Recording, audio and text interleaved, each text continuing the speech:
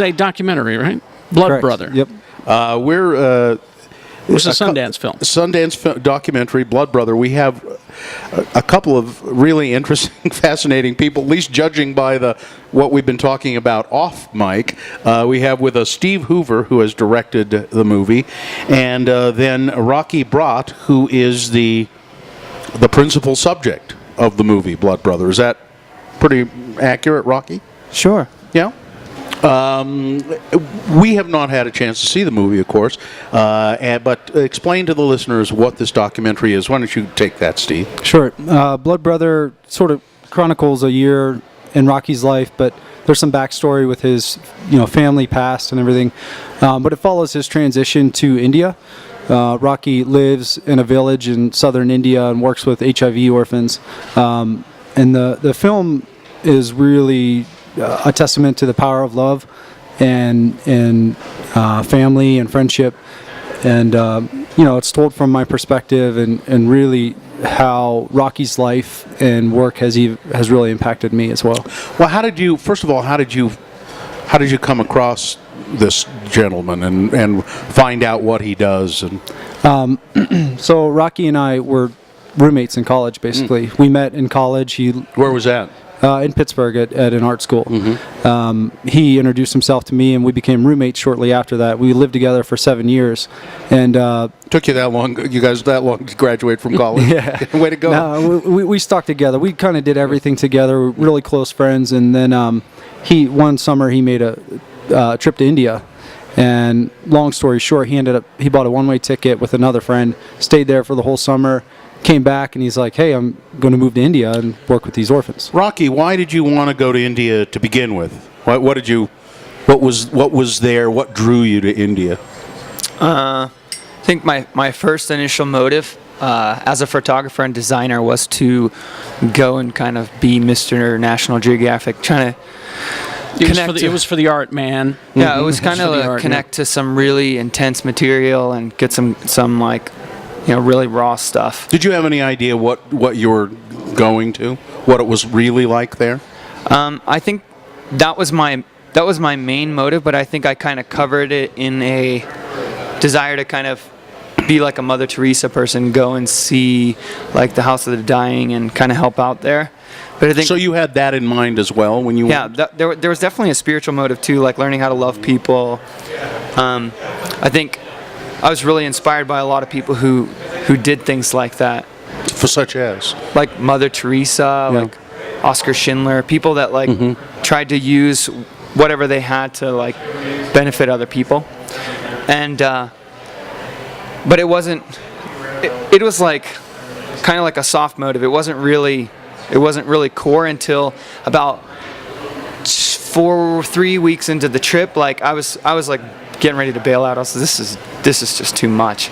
Like the conditions are terrible. I mean, when I talk to people who go to India, they're not prepared really. They think, oh, it's going to it's exotic as well, and they're just not prepared for. I haven't been, but I understand it's just pretty overwhelming. The poverty and disease and just the sheer numbers of people. Yeah. It's just packed. Yeah, it's totally packed with people.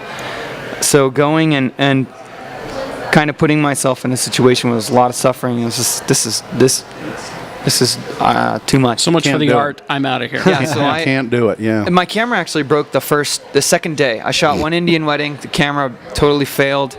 So it was like my motive was shot. So it was like, all right, what else is there besides suffering? Yeah. So I was kind of like, all right, let's get out of here. But the way that the children had responded to me when after I was kind of okay. I'm gonna leave because they were under the impression he's gonna be here for the full summer, and then I'm like, I'm gonna get out of here after 3 weeks.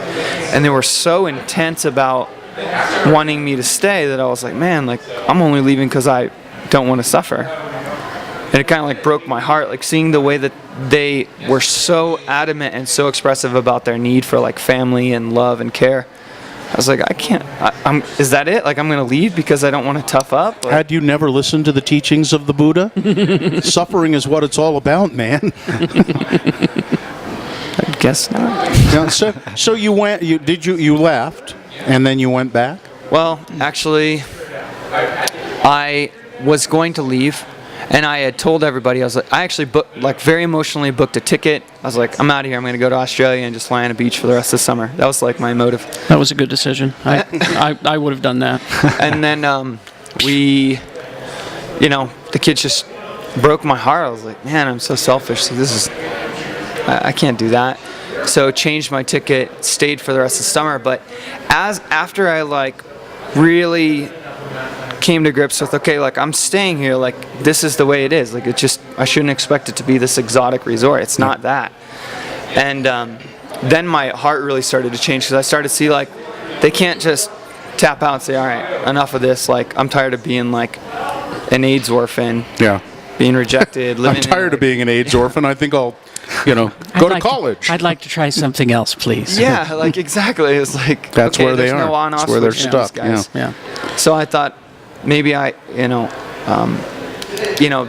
was a big turning point. Is I was sitting up in their office, and all these books of just people would come and gone, and you see all these kids, just the smiles, and all these people from all over the world, and there was like guest book. I came on this date, I left on this date, and you changed my life, and blah blah blah. I'm gonna see you again, and it was just people came and they went, and that was it. I was like, man, that's like such a sad life to always have people just coming and going, but no one really stay. No one be about you.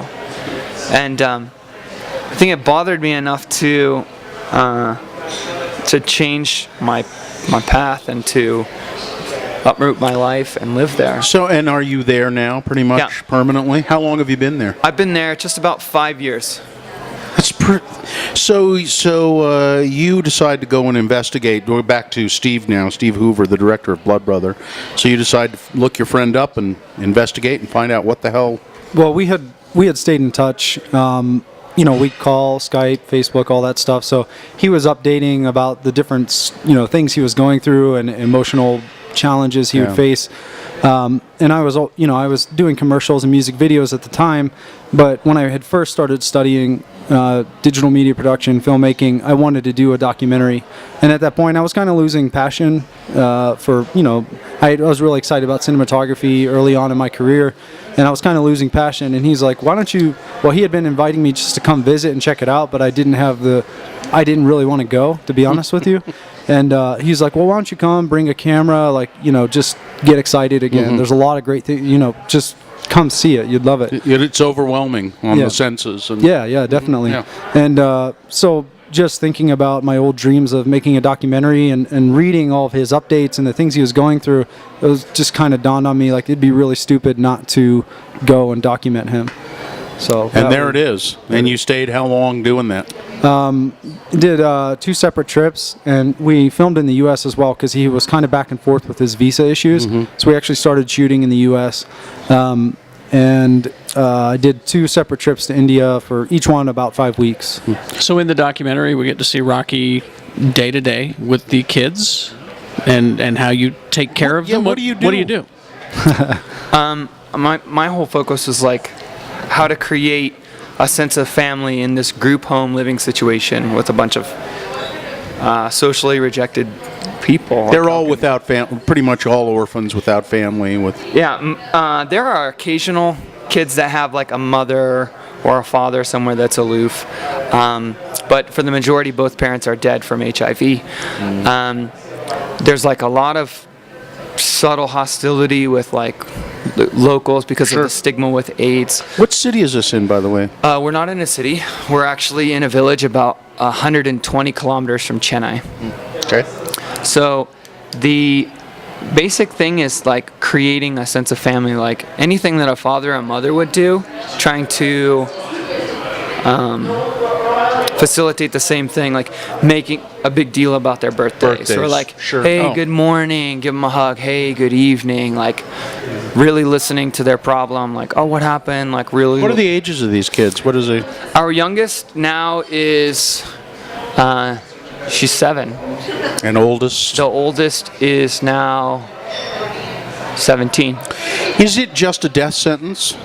I mean, is it a death sentence for these kids? Because here in America, that we have drugs available. Not everybody in America has access to this kind of stuff either, but it is, even in a middle class family, you can have a life with HIV. You can live to be do